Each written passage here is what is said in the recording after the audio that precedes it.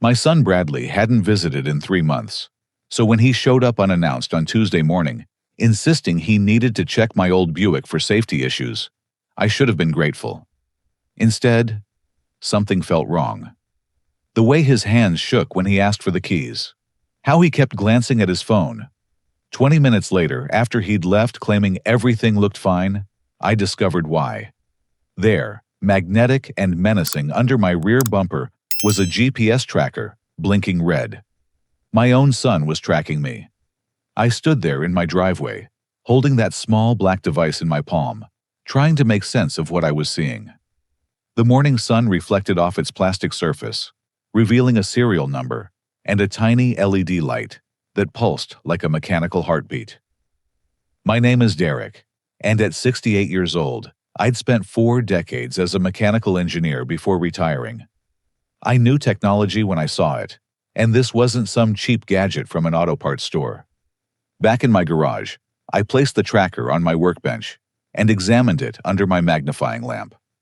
The model number led me to a medical supply website specializing in monitoring devices for patients with dementia and Alzheimer's. My stomach tightened. The unit cost $800 with a monthly service fee of $200. This wasn't a casual purchase. I remembered Bradley's behavior over the past few months with new clarity. Those unexpected encounters at the grocery store when he'd appear in the cereal aisle, claiming coincidence. The time he showed up at my favorite diner, just as I was finishing lunch with my friend Harold. His surprised expression had seemed genuine then. Now I understood it was rehearsed. My laptop sat on the kitchen table where I'd been paying bills earlier. I opened it and searched for Golden Years Monitoring Service, the company name embossed on the tracker's base. Their website showed happy families and elderly people gardening with testimonials about peace of mind and loving supervision. The irony tasted bitter in my mouth. In the recycling bin beneath yesterday's newspaper, I found what I'd missed earlier. A crumpled receipt from Golden Years bearing Bradley's signature. The service start date was 6 months ago. 6 months of my son tracking my every movement like I was some kind of criminal or wayward teenager. My hands trembled as I smoothed out the paper, not from age or infirmity, but from pure rage. I made myself a cup of coffee and sat down to think. The kitchen felt different now, as if the walls themselves had been watching me. How many times had Bradley known exactly where I was? How many of my private moments had been reduced to dots on his phone screen? The Bradley I raised wouldn't do this without reason. My late wife Margaret and I had brought up both our boys to respect others, especially their elders. Marcus, our younger son, was serving his country overseas. But Bradley had changed since Margaret passed 2 years ago. He'd become distant, stressed, always talking about money. I powered up my old tablet, the one Bradley had given me last Christmas, insisting I needed to stay connected. He'd set it up himself, syncing it with his account. "To help you out, Dad." Now I realized his true motive. Sure enough, in the email folder, I found drafts he'd forgotten to delete. My blood ran cold as I read. Dr. Morrison, as discussed, my father's declining mental state, continues to worry our family. Today, he forgot where he parked at the mall. I was able to locate him via the monitoring device. These episodes are becoming more frequent. I believe it's time to discuss the next steps we outlined regarding his living situation and asset management. I'd never forgotten where I parked. Not once. The mall incident he referenced, I deliberately parked on the other side to visit the hardware store. Bradley must have been watching my location and jumped to conclusions. More emails revealed the depth of his deception. Correspondence with someone named Jennifer, who I discovered was his wife's divorce attorney sister, not the pediatric nurse I'd been told. They discussed powers of attorney, asset liquidation, and something called involuntary commitment procedures. My own son was building a case to have me declared incompetent. The doorbell interrupted my investigation. Through the peephole, I saw a FedEx driver holding an envelope. I signed for it, noticing it was addressed to Bradley at my address. He'd been having mail sent here. I opened it carefully. Inside were legal documents from Sunset Gardens Senior Facility, confirming a preliminary assessment appointment For one, Derek Thompson, scheduled for next week. The paperwork included a judge's preliminary order for evaluation signed 3 days ago. 3 days ago, I'd been building a treehouse for my neighbor's grandchildren. But according to these papers, I was a danger to myself and others requiring immediate intervention. The commitment papers cited incidents leaving the stove on. I'd never done that, getting lost while driving. Also fiction, and aggressive behavior toward family members trying to help. Refusing to give Bradley money last month apparently qualified. I sat back down, the FedEx envelope heavy in my hands. My son hadn't just been tracking me. He'd been fabricating an entire false narrative of my decline, preparing to steal my freedom, my home, and everything Margaret and I had built together. The tracker wasn't about safety. It was about control money and betrayal so deep I could barely breathe. But I wasn't some confused old man. I was Derek Thompson, and I'd spent my career solving complex problems. Bradley had just become my biggest project, and he had no idea what he'd awakened in his father. I folded the commitment papers carefully and placed them in my desk drawer. Then, I picked up the tracker again, turning it over in my hands, a plan already forming in my mind. That evening, I retreated to my home office with the tracker and a determination I hadn't felt since my working days. The device continued its steady blinking, unaware that its discovery had changed everything. I pulled out my old electronics kit, the one Margaret used to tease me about keeping. "You'll need it someday," I'd always told her. Today was that day. Connecting the tracker to my computer required some creative wiring, but within an hour I'd accessed its internal memory. What I found made my stomach churn. 6 months of data points mapping every single place I'd been. The grocery store, church, doctor's appointments, visits to Margaret's grave. My private pilgrimage to her resting place, where I still talk to her every Sunday, had been reduced to GPS coordinates in Bradley's surveillance network. The tracker's cloud storage revealed even more disturbing details. Bradley hadn't been working alone. He'd shared access with 3 other accounts: his wife Jennifer, someone labeled Dr. Morrison, and a username I didn't recognize, Collector JB88. Each account had been actively monitoring my movements, leaving digital notes about my activities. Subject: visited bank Tuesday, spent 43 minutes inside. Possible large withdrawal, Jennifer had typed. I remembered that day. I'd been setting up a donation to the Veterans Fund in Marcus's honor. But to them, I was a subject, not a father or human being. Dr. Morrison's notes were clinical detached. Pattern analysis suggests increasing confusion. Note: irregular shopping times and multiple visits to same locations. What he called confusion, I called retirement. I shopped when stores weren't crowded. And yes, sometimes I went back because I enjoyed chatting with the staff who'd become friends over the years. I dug deeper into Bradley's email, using password combinations I knew he favored. His arrogance made him sloppy with security. Soon, I was reading conversations that made my hands shake with fury. He and Jennifer had already contacted Hampton Real Estate about listing my house. 4 bedrooms in Maple Heights estate sale, pending motivated seller. Read the draft listing. They'd scheduled a walkthrough for next month, after I'd presumably been committed to Sunset Gardens. The financial planning went further. Bradley had spreadsheets calculating my net worth, retirement accounts, and life insurance policies. Everything totaled roughly $2 million: Margaret's life insurance and our lifetime of careful saving. He'd already divvied up payments to creditors, a new house for himself, private school for their children, my grandchildren's education funded by their grandfather's imprisonment. Then I found the email thread that explained everything. Hidden in a folder labeled medical, Bradley discussed his situation with someone named Vincent Torino. The name meant nothing until I saw the contents. Bradley, your deadline passed 3 months ago. The interest alone is now $60,000. My patience has limits. Find the money or face consequences. My son owed $300,000 to what appeared to be a very dangerous man. The emails showed a progression from sports betting to high-stakes poker games to desperate borrowing. Bradley's descent into gambling addiction had been swift and secret. He'd hidden it from everyone, including Jennifer initially, until the threats began. I accessed our state's professional licensing database and searched for Dr. Morrison. No psychiatrist by that name existed in Minnesota or any neighboring state. Digging further, I found that the email address associated with Dr. Morrison traced back to the same IP address as Vincent Torino. The pieces clicked together.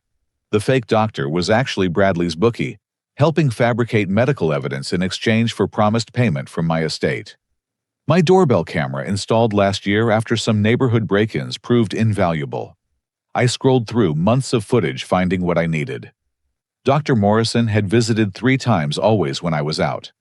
The high-definition camera captured his face clearly, a heavy-set man with scarred knuckles and prison tattoos, partially visible under his collar. This was no medical professional. On his second visit, audio picked up Bradley's voice. "Once we get power of attorney, I can access everything. The old man won't even know what hit him. Your money will be ready within 60 days of commitment."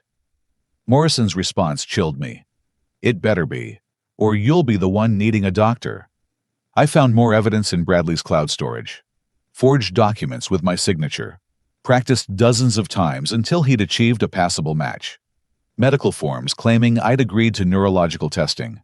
Bank forms granting him access to accounts. A will, leaving everything to Bradley, disinheriting Marcus entirely because he was overseas and unavailable. All dated within the last month, waiting to be deployed. The security footage revealed another betrayal. Jennifer hadn't just been helping Bradley, she'd been meeting with Morrison separately. Their body language suggested an intimacy beyond business. In one video, she kissed him passionately in his car before he drove away. My son's wife was having an affair with his bookie, and together, they planned to take everything from both Bradley and me. I compiled the evidence, methodically creating multiple backups. USB drives hidden in places only I knew about. Cloud storage under anonymous accounts. Physical printouts in my safety deposit box. I'd learned long ago that redundancy was key in engineering, and it applied equally to protecting yourself from predators, even when those predators shared your DNA. By 3 a.m, I had a complete picture. Bradley owed money to violent people. Instead of coming to me for help, he'd chosen to construct an elaborate fiction of my mental decline. His accomplices planned to betray him, just as he planned to betray me. It was a web of greed and deception that would destroy multiple lives if left unchecked. I made myself one more cup of coffee and stared at the tracker. Such a small device to reveal such massive corruption. But Bradley had made one crucial error. He'd assumed his father was weak, confused, and easily manipulated. He'd forgotten that I'd spent 40 years solving problems that seemed impossible. He'd forgotten that his mother and I hadn't built our life by being victims. The sun was rising as I finalized my plans. Bradley thought he was playing chess while I was playing checkers. He was about to learn that his father had been playing 3-dimensional chess while he was still learning to walk. The tracker would be his undoing, but not in any way he could imagine. I allowed myself a grim smile. Margaret would have appreciated the irony.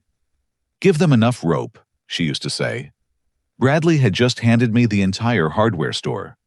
Wednesday morning arrived with a clarity that matched my newfound purpose. I studied the tracker on my workbench, formulating each step of my plan with the precision I'd once applied to engineering projects. Bradley expected to find a confused old man.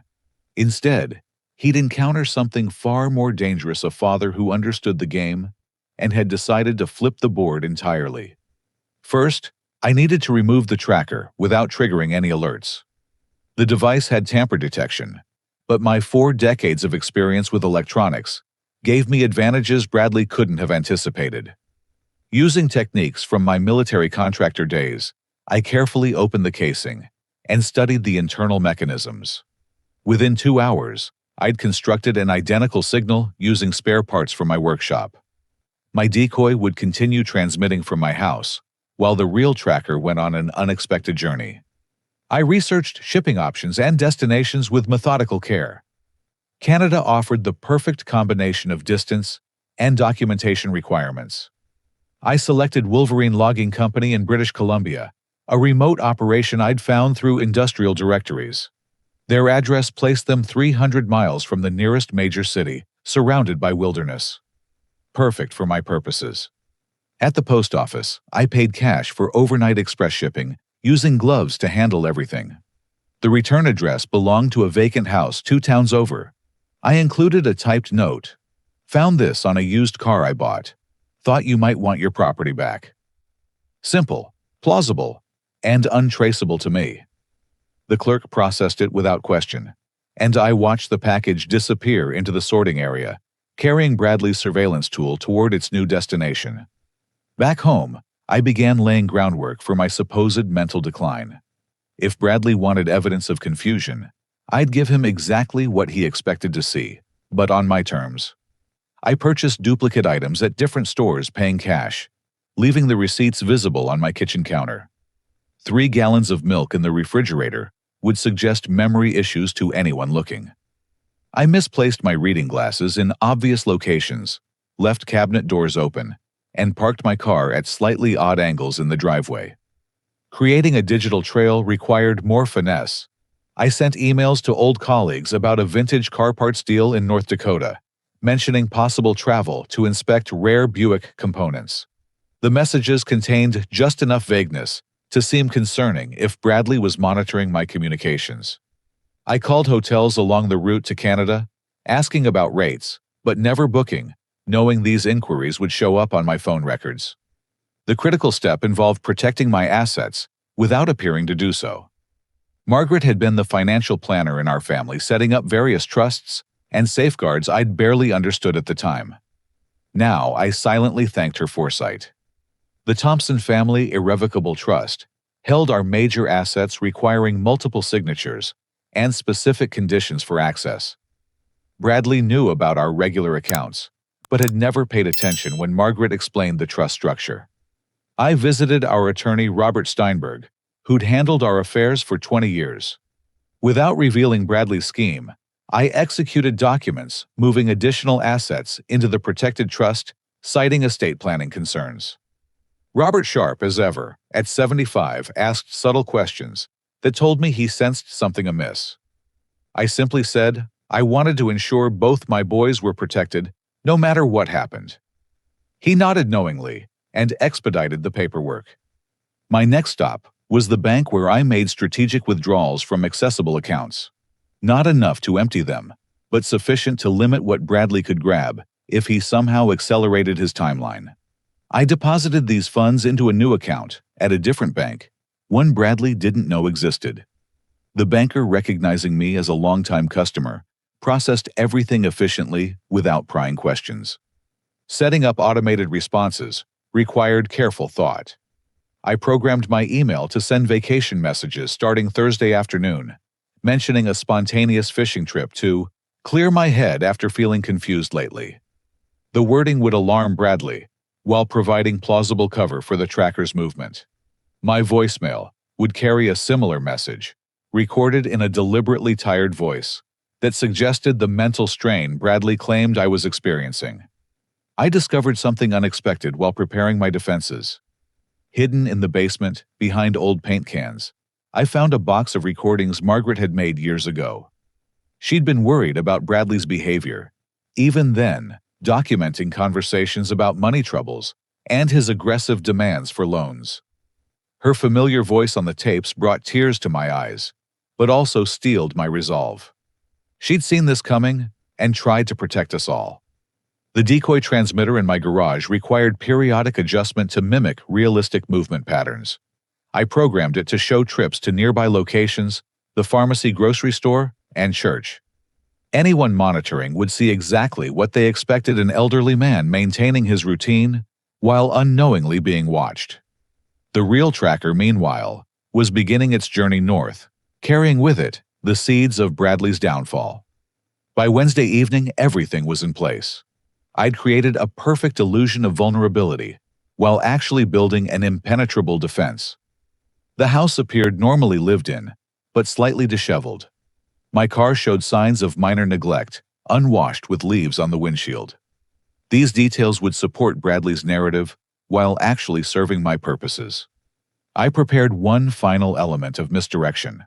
Using a prepaid phone, purchased months earlier for emergencies, I called the Canadian authorities' anonymous tip line.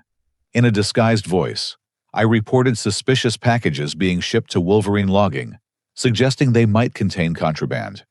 I provided just enough detail to ensure investigation without revealing too much. The tracker would arrive at a destination already under scrutiny.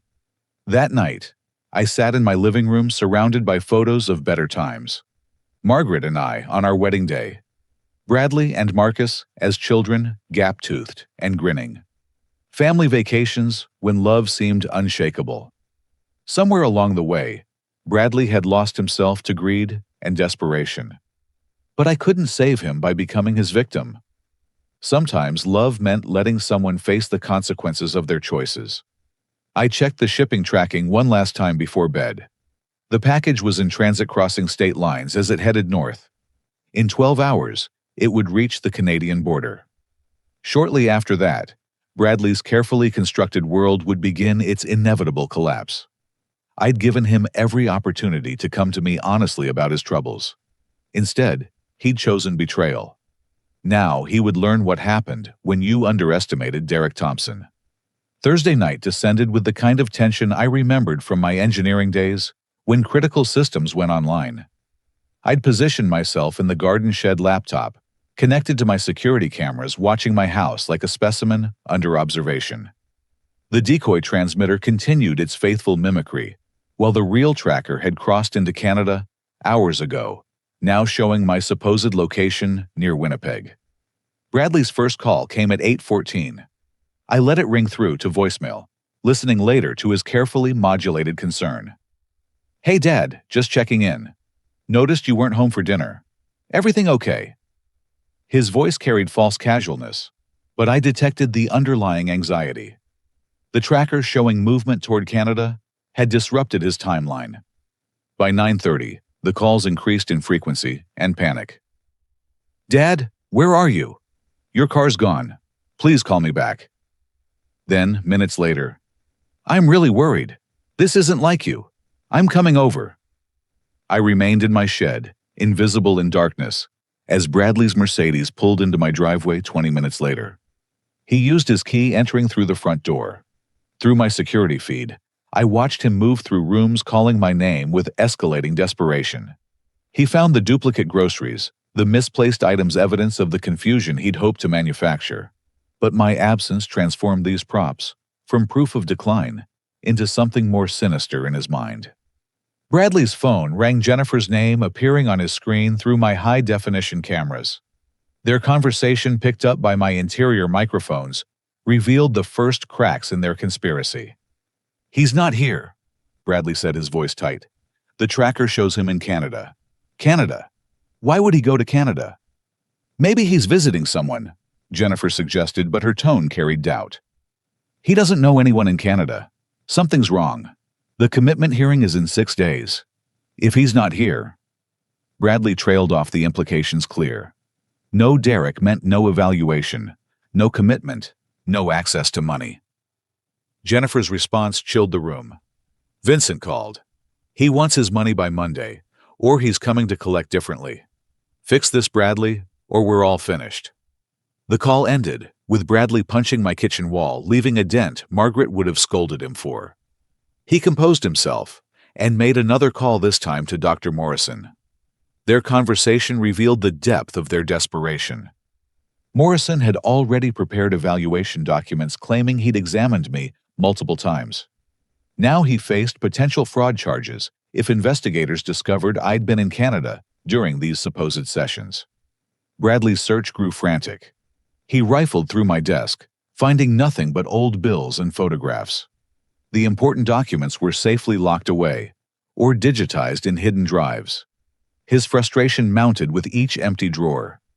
Then, he discovered something I'd left specifically for him to find: a brochure for Winnipeg Classic Auto Show, dated this weekend, with handwritten notes about vintage Buick parts dealers. "He's lost it," Bradley muttered, studying the brochure. Driving to Canada for car parts. This proves he's not competent. He photographed the brochure, already planning to use it as evidence. What he didn't realize was that I'd planted it there days ago, complete with fingerprints and coffee stains to ensure authenticity. At 10:45, Bradley's phone exploded with calls. Jennifer first, the bank called. Someone tried to access your father's trust accounts using the power of attorney forms. They've frozen everything pending investigation. Then Morrison. Your old man's tracker just crossed into Saskatchewan. What kind of game are you playing? If this is some attempt to hide assets across international borders, we're done. Bradley's composure shattered completely. He ran to my garage, searching for clues about my departure. There, he discovered the decoy transmitter, its LED blinking mockingly from my workbench. His scream of rage echoed through the neighborhood. He'd realized the deception, but not its full scope. The police arrived at 11:20, responding to my silent alarm triggered when Bradley had entered, using his key without disabling the security system within 60 seconds, something I'd never told him about. I watched from my shed as two officers questioned Bradley in my driveway. "I'm his son," Bradley protested. "I have a key. My father is missing, possibly confused. He's driven to Canada." "Sir, we need to see some identification," the officer responded. "And can you explain these documents?" Whoa. They'd found the commitment papers in Bradley's jacket pocket during a routine pat-down for weapons.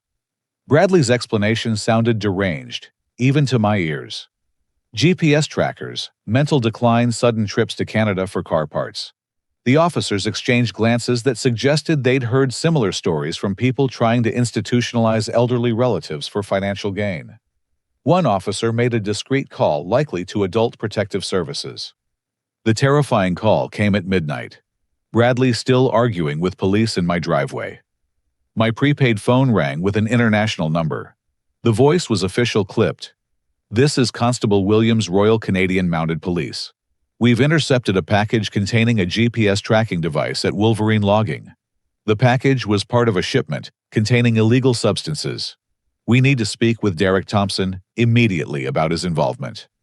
I let the call go to voicemail, knowing it would be documented. The tracker had served its purpose perfectly, becoming evidence in an investigation Bradley could never have imagined. His simple surveillance tool was now part of an international drug trafficking case, at least in the official record. Bradley's phone rang seconds later. I could see his face pale in the police car's interior light as he listened. The RCMP had traced the tracker's registration to him, finding his name on the Golden Years account. They wanted explanations about why his tracking device was found with smuggled contraband. His stammered attempts to explain about monitoring his father only deepened suspicion. Jennifer arrived at 12:30, her face a mask of fury, rather than concern. She berated Bradley in full view of the officers, revealing more than she intended. "You said this would be simple. Get him committed. Get the money, pay Vincent. Now we're talking to police about drugs in Canada. I'm done, Bradley. Don't call me again." She stormed off, leaving Bradley to face the mounting chaos alone. The officers had called for backup, and I watched as a detective arrived to take over the questioning. Adult Protective Services had been notified about potential elder abuse. The Canadian authorities wanted answers about international trafficking. The fake commitment papers in Bradley's possession now looked like evidence of a broader conspiracy. By 2 a.m, Bradley was taken to the station for formal questioning. The last image on my security feed showed him slumped in the back seat, his grand plan in ruins. He'd triggered every authority's scrutiny, while I remained safely hidden, technically, just an old man on a fishing trip who'd forgotten to mention his travel plans. I finally emerged from the shed, my joints stiff from hours of sitting. The house felt different now, no longer under siege, but genuinely mine again. I made a cup of tea and sat in Margaret's favorite chair, allowing myself a moment of satisfaction. Bradley had wanted to play games with his father's life. Now he was learning that some games have consequences beyond imagination. The trap hadn't just sprung. It had shattered everything he'd built on a foundation of lies and greed. Friday morning dawned clear and cold. the kind of Minnesota morning Margaret used to love. I emerged from my concealment, having spent the night in a local motel, under an assumed name paying cash. It was time to reveal myself, but on my terms and with everything carefully orchestrated. I dressed in my best suit, the one Margaret had bought me for our 40th anniversary, and prepared to reclaim my life. My first stop was Robert Steinberg's law office. My attorney's eyebrows rose when I walked in, clearly having heard about the previous night's drama. I laid out everything: the tracker, Bradley's conspiracy, the evidence I'd collected. Robert listened with growing amazement, occasionally interjecting with sharp questions. By the time I finished, he was already making calls to colleagues specializing in elder law and criminal defense. "Derek," he said, hanging up his third call, "this is one of the most elaborate cases of attempted elder abuse I've ever seen. We need to act fast to protect you and ensure justice." Within an hour, he'd assembled a team, a prosecutor friend interested in the fraud aspects, a detective specializing in elder abuse cases, and a financial crimes expert who found Bradley's scheme particularly offensive. We drove together to the police station, where I presented myself as a concerned father who'd just returned from a fishing trip to find his son in custody. The detective who'd questioned Bradley the night before nearly dropped his coffee when I walked in, clearly lucid and carrying boxes of evidence. What followed was 4 hours of detailed testimony, supported by documents, recordings, and digital proof of Bradley's intentions. The security footage proved particularly damning. Bradley breaking into my house, searching my belongings, photographing planted evidence for his commitment case. But the revelation that stunned even hardened detectives was the true identity of Dr. Morrison. When I showed them the doorbell camera footage of Morrison's prison tattoos and played the audio of him threatening Bradley, the case transformed from family dispute to organized crime involvement. Jennifer was arrested at the airport, attempting to board a flight to Costa Rica, with 2 suitcases and a cashier's check for $300,000, drawn on an account she'd opened using forged documents. The money traced back to a home equity loan she'd taken on my house using the fraudulent power of attorney. She'd moved fast, but not fast enough. Federal agents intercepted her at the gate, adding interstate fraud and money laundering to her charges. Morrison, whose real name was Vincent Torino, proved harder to locate until investigators checked recent hospital admissions. He'd been brought in with severe injuries, sustained in what he claimed was a fall downstairs. The truth, revealed through witness statements, was that his other gambling clients had learned about his side business of defrauding the elderly and expressed their displeasure physically. He was arrested in his hospital bed, charged with practicing medicine without a license, fraud, elder abuse conspiracy, and racketeering. The investigation expanded rapidly. Bradley's financial records revealed the full extent of his gambling addiction. $300,000 in debt had been just the beginning. He'd borrowed from multiple sources, each more dangerous than the last. His attempted theft of my assets was driven by desperation so complete he'd abandoned all moral boundaries. Investigators found he'd targeted other elderly relatives too, though I'd been his most elaborate scheme. By Friday afternoon, I sat in a conference room with law enforcement, prosecutors, and my legal team, watching Bradley through one-way glass. He looked haggard, aged a decade overnight. His attorney, a public defender, was explaining the charges: conspiracy to commit fraud, elder abuse, filing false documents, attempted involuntary commitment under fraudulent pretenses, and more. Each charge carried years in prison. Then came the moment I'd both dreaded and anticipated.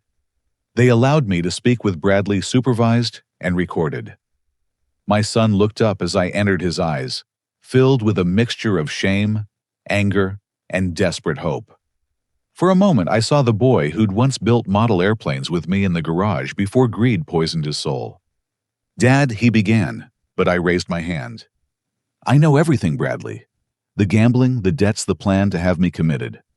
What I don't understand is why you didn't just ask for help." His face crumpled. "You wouldn't have understood. The shame.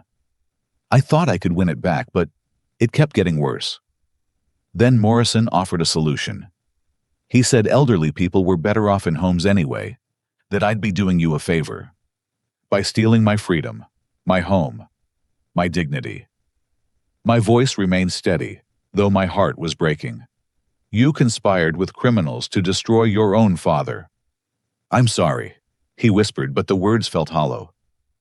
Your wife is in custody, I informed him. She was having an affair with Morrison, planning to take everything from both of us. Your children will know their parents as criminals. Was any of this worth it? Bradley broke down completely, then sobbing like the child he'd once been. But I felt no satisfaction, only profound sadness. Margaret would have wept to see what our son had become. I stood to leave, pausing at the door. I'll ensure your children are cared for and educated, I said. They shouldn't suffer for your choices. As for you, I hope you find help for your addiction and learn from this. But we're done, Bradley. You killed my son the day you put that tracker on my car. The afternoon brought more revelations. My late wife's recordings proved prophetic. She'd documented Bradley's early gambling problems, his requests for money, his increasingly aggressive behavior. Her foresight provided crucial evidence of a pattern spanning years. The prosecutors built their case with meticulous care, each piece of evidence adding weight to charges that would likely result in significant prison time for all conspirators. Adult Protective Services interviewed me extensively, ensuring I was safe and competent. Their assessment concluded what I'd always known: I was a sharp, capable senior who'd been targeted by predatory family members. They offered resources and support, appalled by the elaborate nature of Bradley's scheme. The caseworker, a kind woman named Patricia, admitted she'd never seen anything quite like it. As evening approached, I stood in my driveway, where everything had begun. The old Buick sat there innocent of the drama it had inadvertently sparked. I thought about the tracker, now evidence in an international investigation, and how Bradley's tool of control had become the instrument of his downfall. The irony would have amused Margaret, though she would have mourned the necessity. Marcus called from overseas, having been notified by authorities. My younger son's rage at his brother's betrayal came through clearly, despite the poor connection. He offered to take emergency leave to come home and support me. I assured him I was fine, that justice was being served. We talked for an hour about Bradley, about signs we'd missed, about the corrosive nature of addiction and greed. Marcus promised to visit soon to help me heal from this wound to our family. Night fell on a changed world. Bradley sat in a cell facing decades in prison. Jennifer was in federal custody, her dreams of wealth replaced by the reality of prosecution. Morrison lay handcuffed to a hospital bed, his criminal enterprise exposed and destroyed. And I stood in my kitchen, free, but forever altered by the knowledge that my own son had seen me, not as a father, but as an obstacle to his greed. The unraveling was complete.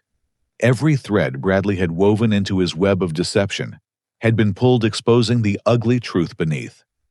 Justice moved forward with inexorable momentum, carrying away the son I'd loved, and leaving behind a stranger who'd betrayed every value I'd tried to instill.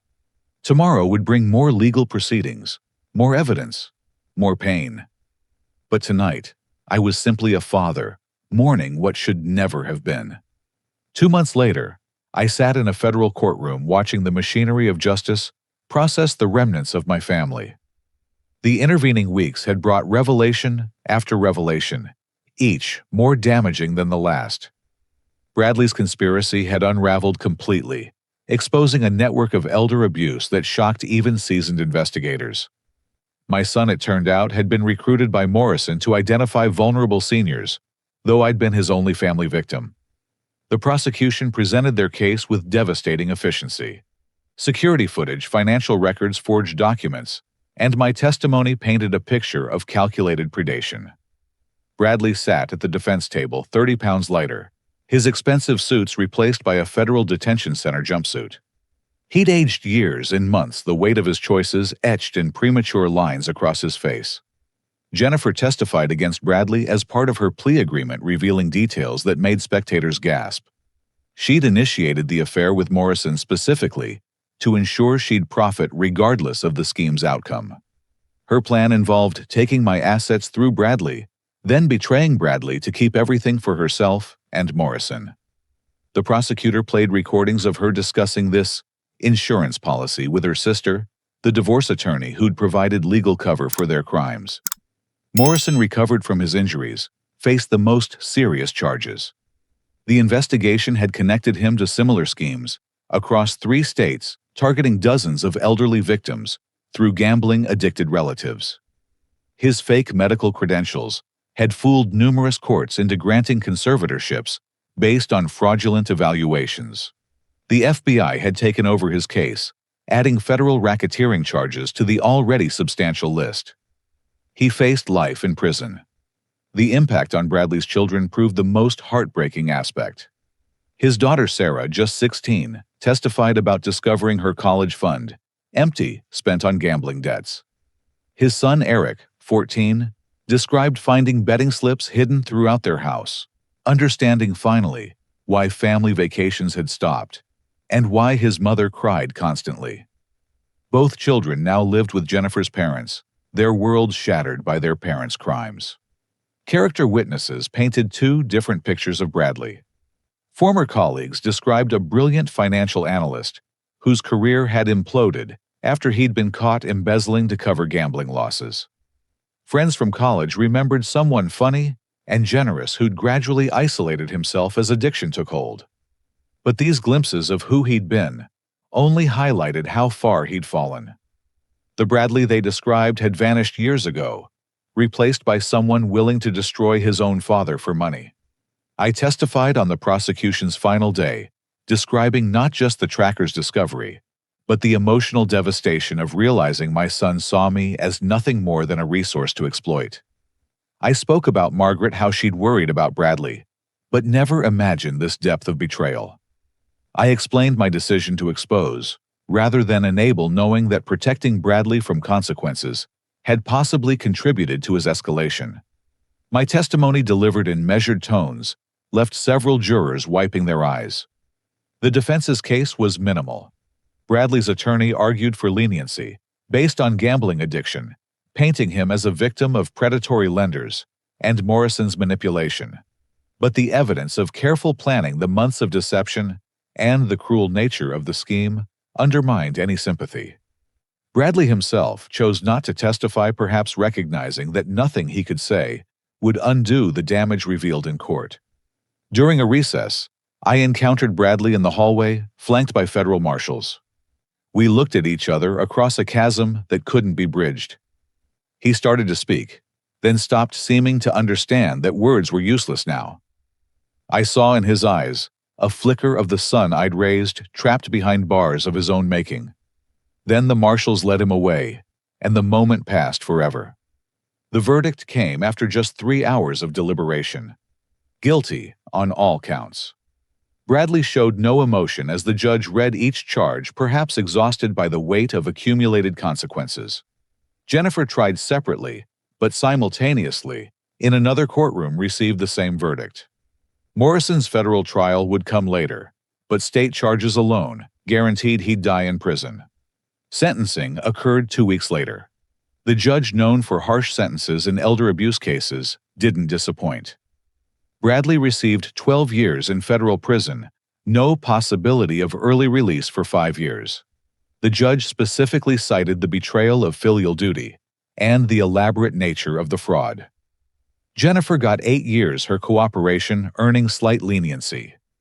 Asset forfeiture orders stripped them of everything purchased with stolen funds, though there was little left after legal fees.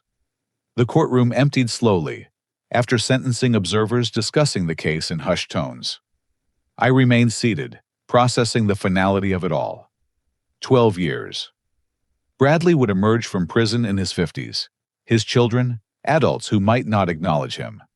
His professional life was over, his reputation destroyed. The son I'd taught to ride a bike, helped with homework, and loved unconditionally was effectively gone, replaced by a federal inmate number.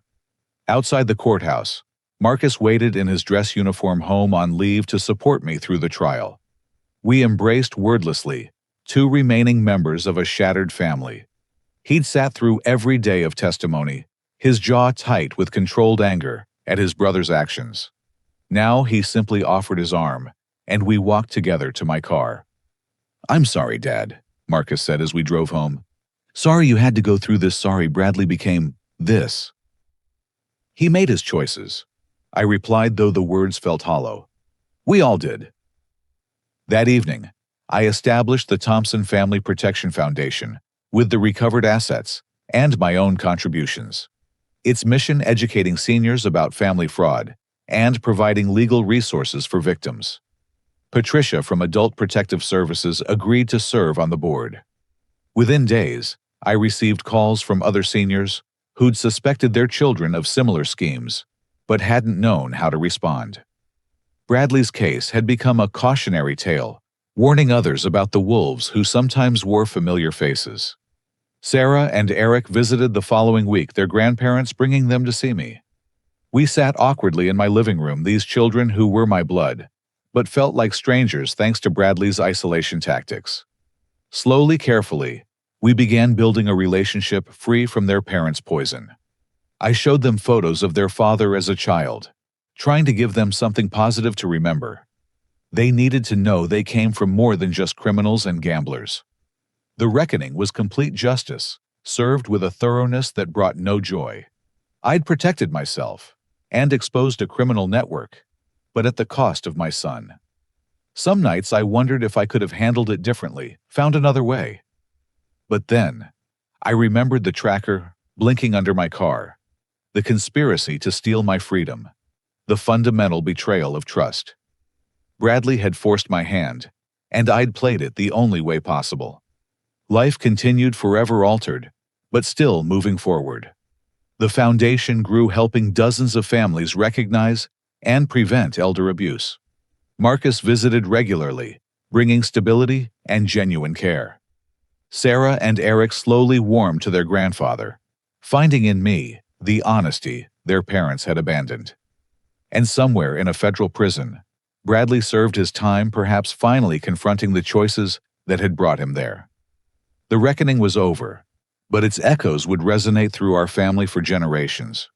1 year later, I stood in the workshop behind my new house, smaller than the old place, but perfect for this stage of life. Sawdust hung in the afternoon sunlight as I sanded a toy train for Eric's upcoming birthday. The rhythmic motion brought peace, a meditation in wood and purpose. Through the window, I could see Sarah helping me plant Margaret's favorite roses in the garden, our shared project blooming with new life. The Thompson Family Protection Foundation had exceeded every expectation. What began as a response to personal trauma had evolved into a nationally recognized organization. We'd helped prosecute 37 cases of elder financial abuse in our first year, provided legal support to hundreds of seniors, and educated thousands more about protecting themselves from predatory relatives. Federal legislators had even cited our work while strengthening elder abuse laws. Marcus arrived early for Sunday dinner, his regular visit, now that he'd transferred to a base just 2 hours away. He helped me carry the completed toys to my car, admiring the craftsmanship. These wooden creations had become my signature, donated to children's hospitals and shelters, bringing joy from the ashes of betrayal. Each piece carried a small tag, handmade with love by Grandpa Derek. Letter came yesterday. Marcus mentioned casually, though his tension revealed its significance. We both knew Bradley wrote monthly from federal prison letters I'd never opened. They accumulated in a drawer, sealed testimonies to a relationship that couldn't be repaired yet, couldn't be entirely abandoned either. Maybe someday. I said the same response I gave each month. Forgiveness might come eventually, but trust was gone forever. Some wounds heal into scars. Others simply teach you to protect yourself better. Jennifer had vanished after serving just 2 years, released early, for providing evidence in Morrison's federal trial. Her parents told me she'd moved to Florida, working as a waitress under her maiden name. The woman who'd dreamed of stealing millions now served coffee for tips. Morrison himself had died in prison 6 months ago, beaten by inmates who discovered his history of elder abuse. Prison had its own justice for those who preyed on the vulnerable. My new life had found unexpected richness. Through the foundation, I'd met Dorothy, a widow, whose nephew had attempted similar financial manipulation. We'd bonded over shared experiences and gradually discovered deeper connections. She joined me for Sunday dinners now, bringing homemade pies and genuine laughter back into my life. Margaret would have liked her. They shared the same practical wisdom and fierce protectiveness of family. The doorbell rang, bringing me back to the present. Sarah and Eric burst in with their usual teenage energy, followed by their maternal grandparents, who'd become friends through our shared guardianship. We'd formed an unconventional but functioning family unit, bound by love for these children and determination to give them better than their parents had managed. Grandpa Derek. Sarah announced, "I got accepted to the engineering program." She waved the acceptance letter from my alma mater, her eyes shining with achievement. I'd tutored her in mathematics and science, sharing my passion for problem solving. She'd found her calling in creating rather than destroying, in building up rather than tearing down. Dinner conversation flowed easily, punctuated by Eric's jokes and Dorothy's stories from her volunteer work. We'd all been broken by betrayal in various ways, yet here we sat proof that families could be rebuilt with intention and care. The empty chair at the table went unmentioned, but not unnoticed. Bradley's absence was a wound that had scarred over present, but no longer actively bleeding. After dessert, I found myself alone on the back porch, with Marcus watching the sunset paint the sky in shades of redemption. He'd been my rock throughout the ordeal, the son who'd chosen loyalty over greed. His steady presence had helped me navigate the aftermath, reminding me that I'd raised one good man, even if the other had lost his way. "I'm proud of you, Dad," Marcus said quietly. "Not just for protecting yourself, but for everything after. The foundation taking care of Sarah and Eric moving forward. Mom would be proud too." I thought about Margaret, often wondering what she'd make of all this. Her recordings had helped convict Bradley her foresight, protecting me even after death. But I thought she'd be most proud of how we'd rebuilt, creating something positive from the wreckage.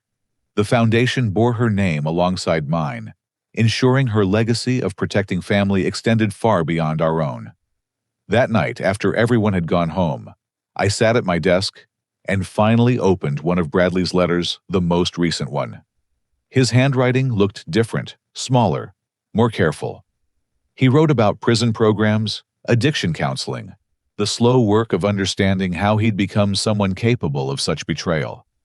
He didn't ask for forgiveness, didn't make excuses. He simply shared his journey toward becoming human again. I read it twice, then placed it back in its envelope. Someday, perhaps when his sentence ended, we might have a conversation. Not as father and son. That relationship had died with the tracker's discovery. But perhaps as two humans who'd shared history and pain, who'd learned different lessons from the same events. For now, the letters would accumulate marking time and change, holding space for possibilities I couldn't yet imagine. The workshop called me back, new projects waiting for attention. Tomorrow, I'd teach Sarah advanced woodworking techniques. Next week, the foundation would launch a new program helping seniors secure their digital assets. Life moved forward fuller and richer for having survived the storm. I'd lost a son, but gained purpose, lost trust, but found community, lost innocence, but discovered strength I'd never known I possessed. As I switched off the workshop lights, I paused at Margaret's photo on the wall. "We made it through," I told her, smile. "Different than we planned, but we made it through." Her eyes seemed to twinkle with that mix of sadness and pride she'd perfected in life. I touched the frame gently, then headed inside to plan tomorrow's projects. The tracker that had started everything sat in an evidence locker somewhere, its journey to Canada long concluded. But its real destination had been here, a new life built on truth, rather than deception, protection, rather than exploitation, love that knew boundaries, rather than blind trust that enabled destruction. Bradley had meant to track my movements. Instead, He'd inadvertently set me on a path to freedom I hadn't known I needed. The house settled quietly around me as I prepared for bed. Tomorrow would bring new challenges, new opportunities to help others avoid the trap that had nearly caught me. But tonight, I felt something I hadn't experienced in years: genuine peace. Not the kind that comes from ignorance, but the kind earned through surviving betrayal and choosing to build rather than bitter. My story had become a cautionary tale, but also a testament to resilience.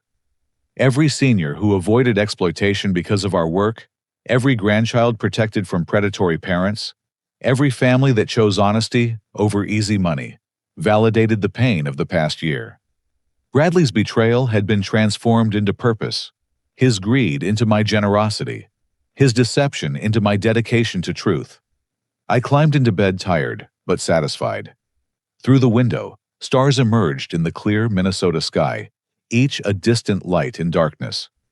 Like those stars, we'd found ways to shine despite the void around us. The boy who'd built model airplanes in my garage was gone, but the family he'd tried to destroy had reformed stronger and wiser. That was our ultimate victory, not just surviving the attempt to tear us apart, but thriving in the aftermath, creating light from the very darkness meant to consume us. Before I ask you, dear viewer, to reflect on this story, I want to say this. If you're watching this and something feels wrong in your own family, trust your instincts. That little voice warning you about unusual behavior or sudden interest in your affairs might be your only defense against betrayal. Don't let fear of being wrong prevent you from protecting yourself. And if you're struggling with addiction or debt, please seek help before you destroy the very people who love you most. There's no shame in asking for support, but there's infinite tragedy in choosing deception over honesty. Now, I'd like to know, have you ever experienced a situation where a family member's behavior suddenly changed, making you question their motives? What would you do if you discovered someone you trusted was secretly monitoring or planning against you? Please share your thoughts in the comments below. And if this story resonated with you, please like this video and subscribe to our channel to hear more real-life stories of triumph over betrayal. And please share this video with anyone who might need to hear its message, whether they're protecting themselves or struggling with their own destructive choices. Thank you for joining me on this difficult journey. May you find the strength to face hard truths and the wisdom to build something better from the ruins. Until next time, remember, the greatest revenge against those who would exploit your trust is to emerge stronger, wiser, and dedicated to preventing others from suffering the same fate. Take care and stay vigilant.